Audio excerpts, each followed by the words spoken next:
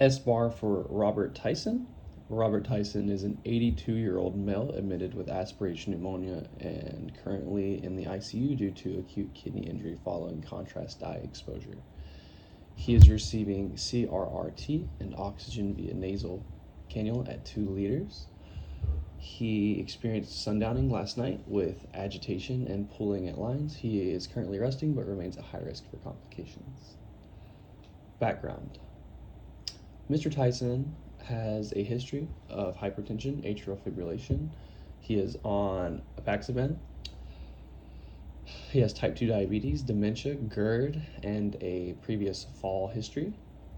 He lives in a skilled nursing facility prior to the ICU visit, of course, and is oriented to person only. He is on a nectar thickened liquid and pureed diet due to aspiration risk. His wife and daughter are the decision makers for him.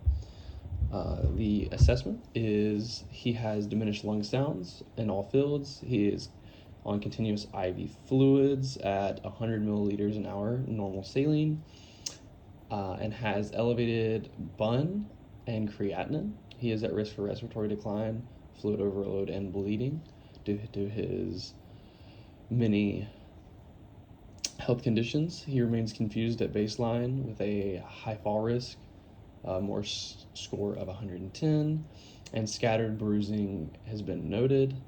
Vitals and oxygen levels are currently stable. The recommendation: continue CRRT and monitor renal function and fluid status.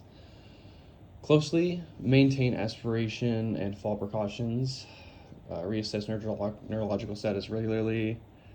Monitor for signs of infection, bleeding, and increased respiratory distress, and encourage the involvement of the family, and consistently reorient client as necessary.